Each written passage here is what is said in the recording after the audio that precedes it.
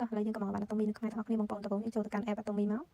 ចាបន្ទាប់មកយើងចុច Atomy របស់ខ្ញុំនៅរូបមនុស្សហ្នឹងដើម្បីដាក់លេខសម្គាល់និងលេខសម្ងាត់យើងចូលដែលយើងបានចុះឈ្មោះក្នុងកម្មវិធីហើយណាពេលយើងអត់ចុះឈ្មោះក៏យើងអាចកម្មងតាម app ហ្នឹងបានដែរហើយចុះឈ្មោះចំណេញបងប្អូនទិញបានតម្លៃដើមហើយយើងទទួលបានបន្ទុកទៀតយើងអាចកម្មងខ្លួនឯងតាម app នៅផ្ទះដែលខ្លួនឯងមកប្រើគេកម្មងឲ្យឬក៏ទៅទិញនៅក្រៅដើម្បីគេយកចំណេញពីលើយើងបន្ទាប់មកខ្ញុំចុចគ្រីសខាងក្រោមរក្សាទុកមកហើយចូលប្រើប្រាស់មកចាបន្ទាប់មកយើងចុចលើសញ្ញាគុណទៅយើងមិនលេខកូដអីទេ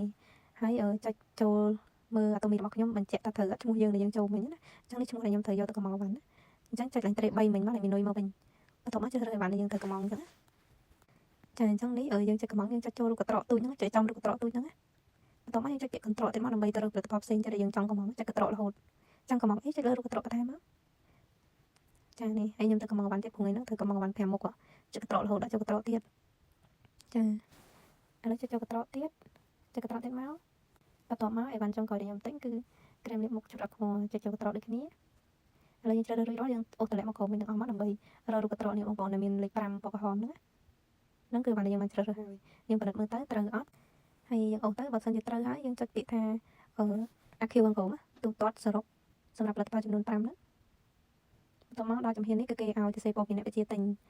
អញ្ចឹងនេះយើងសរសេរមកព័ត៌មានអ្នកវិទ្យាទិញដាក់ឈ្មោះអ្នកផ្ញើមកដាក់ឈ្មោះយើងដដែលក៏បានបើយើងអ្នកទិញ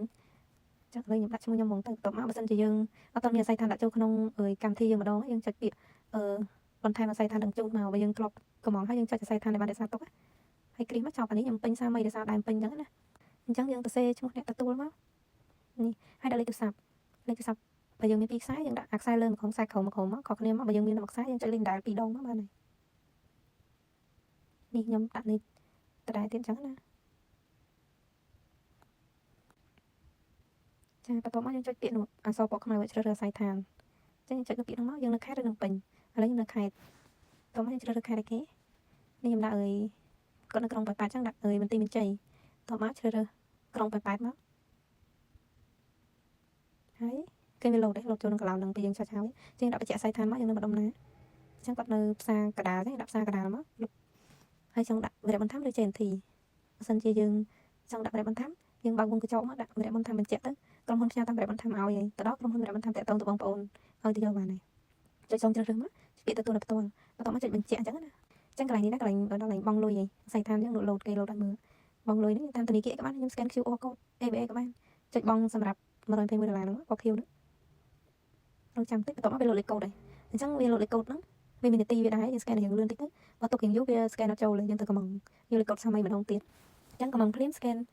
លេខកូដភ្លាមណា